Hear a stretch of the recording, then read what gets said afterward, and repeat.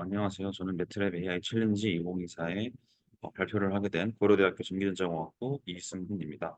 제가 발표를 하게 된 주제는 RBFNN PID 컨트롤러를 사용한 무인 닥터 헬기 시스템을 개발하는 것이 이번 저의 챌린지 주제입니다. 네, 목차는 다음과 같습니다. 개발 배경, 그리고 데이터랑 어떻게 작동하는지, 그리고 사용했던 툴들과 그리고 기대효과로 마무리하겠습니다.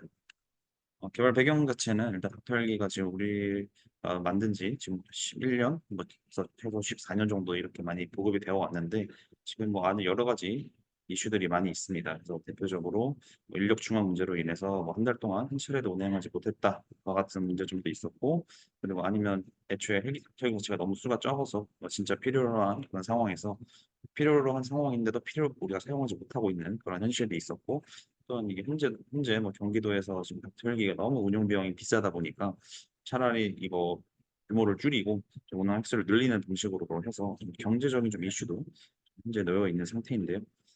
자, 해외의 경우에는 지금 현재 뭐 나사랑 지금 아프라라는 회사에서 지금 무인 닥터 헬기를 이용해서 뭐 수송물도 보급하고, 아니면 실제로 미군 장병들 이제 이동할 때 이제 이렇게 실제로 태워서 그래서 최대 550km까지 이렇게 운용하는 이런 무인 헬기들이 지금 현재 지금 개발 중에 있고요. 지금 많이 개발됐고 지금 상용화가 돼 있습니다. 그래서 또 추가적으로 또 이런 유럽에 또는 로봇 테크놀로지라는 회사에서도 지금 아예 지금 이것도 440km 정도에 대한 그런 무인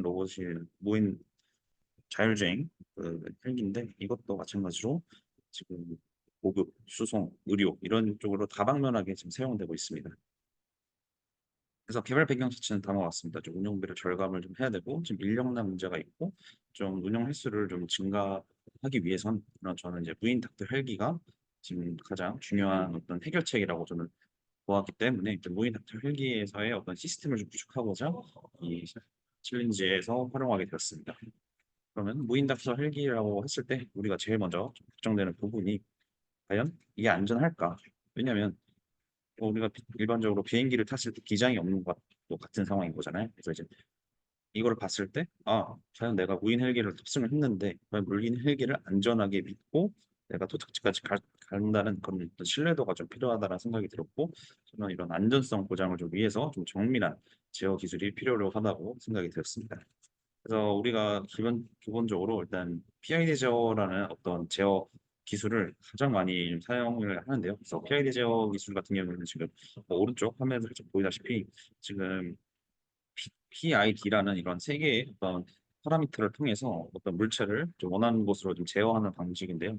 이게 좀 산업과 공학에서 가장 많이 사용되고, 이제 높은 안정성이랑 정확성이 있기 때문에 많이 이게 사용되는데요.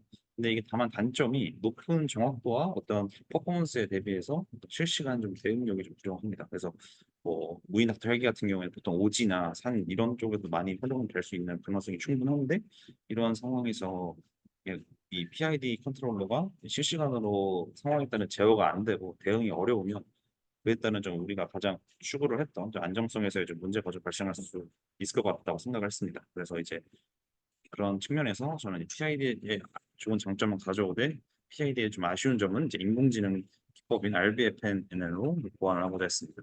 그래서 이 PID 같은 경우에는 이제 간단하게 말씀을 드리면 이제 세 가지 인자인 이제 P랑 I랑 D 이렇게 해가지고 뭐 비례 인자, 적분 인자, 미분 인자라고 해서 이 세 가지 인자가 이제 여기 오른쪽에 보시면 이 프로세스가 이제 각자 각 위치별로 이제 내가 원하는 곳으로 이제 가도록 이제 PID로 이제 제어를 하는 그런 시스템입니다.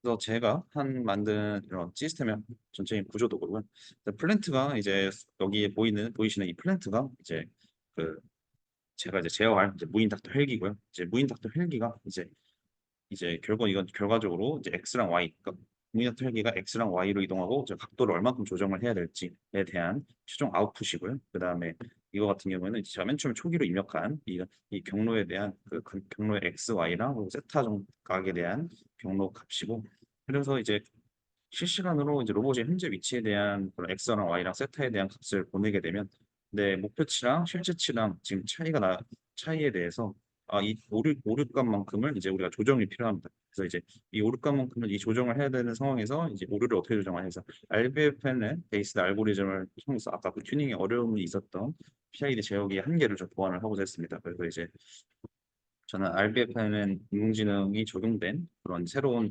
비례인자 KPKI, KD를 이제 PID에다 적용을 했고 최종적인 PID 식에다가 그 세 개의 어떤 인공지능이 결합된 인자를 활용을 해서 이제 마지막 최종적으로 닥터헬기의 새로운 파라미터인 UX, UI, 유세타라는 이제 새로운 이제 알림 신호인 거죠. 그래서 이쪽 방향으로 가라, 이쪽 방향으로 가라와 같은 이제 새로운 이제 신호를 전달하도록 이런 식으로 좀 구조를 설계를 좀 했습니다.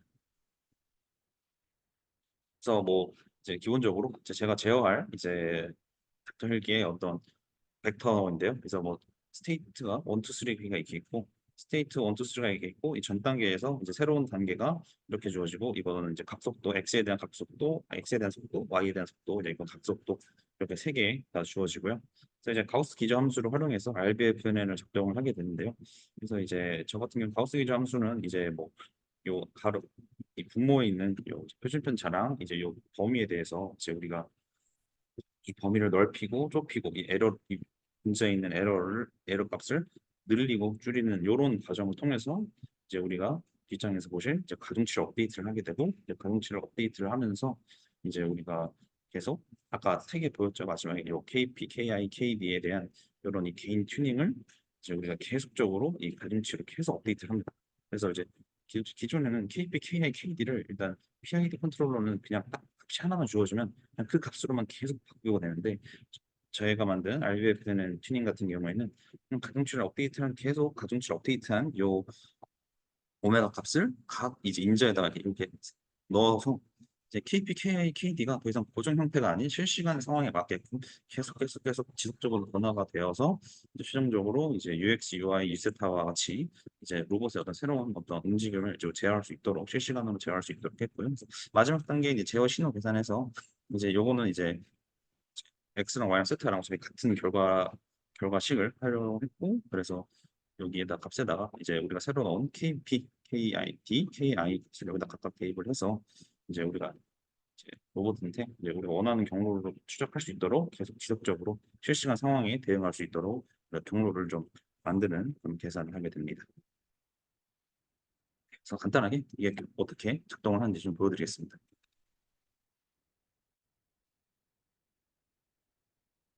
네, 보시면 이렇게 작동을 하는데 빨간색이 제가 원하는 경로의 패스고요. 이 파란색 같은 경우가 이제 닥터 헬기가 이제 무인으로 이동을 하면서 제가 원하는 경로를 따라가게 됩니다. 근데 일반적인 이제 초록색이 일반적인 PID 컨트롤러로 만들었을 때 그 경로고 이 파란색이 제가 이제 이 파란색이 제가 이제 원하는 이제 RBFN에 적용된 그런 PID 컨트롤러인데요. 그래서 이제 빨간색 경로를 갔을 때 닥터 헬기가 위치가 현재 여기 있으면 여기까지 따라갈 수 있도록 실시간으로 빠르게 자기 위치를 이제 목표치랑 자기 위치랑 계속해서 실시간으로 조절을 해서 빠르게 도달을 하는 걸 볼 수 있습니다. 그래서 막 거의 막판에는 거의 완벽하게 일치를 하는 것을 보일 수 있었고, 그렇지만 전통적인 PID 컨트롤러 같은 경우에는 거의 이제 원하는 경로가 거의 도달할 할 때까지도 거의 뭐 완벽하게 수령하지 못하는 그런 결과가 보이고 있습니다.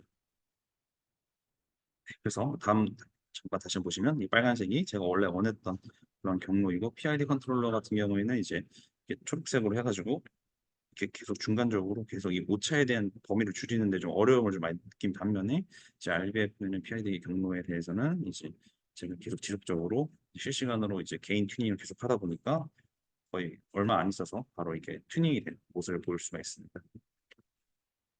그래서 뭐 데이터를 보시면 이제 원래는 KP랑 KI, KD가 이렇게 아까 제가 말씀드렸다시피 계속 상수값으로 이렇게 일정하게 이제 개발자가 준 값으로 이렇게 상수로 이렇게 가는데 이거의 경우에는 이제 제가 이제 인공지능 튜닝을 했기 때문에 실시간으로 이제 원하는 필요한 값에 따라서 이제 계속 변하는 이런 형태를 좀 시간에 따라서 이제 계속 이제 변하는 그런 값을 보이고 있습니다. 그래서 이제 KP 인자에 대한 XY 세타, 이제 KI의 인자에 대한 XY 세타, 하고 KD 인자에 대한 XY 세타가 이세 개가 그래서 총 9개의 어떤 인자가 실시간으로 계속 돌아가고 상태입니다. 원래 같았으면은 이제 하나로 그냥 다 상수값이었는데 이제 저 계속 실시간으로 기도록 조정을 하였습니다.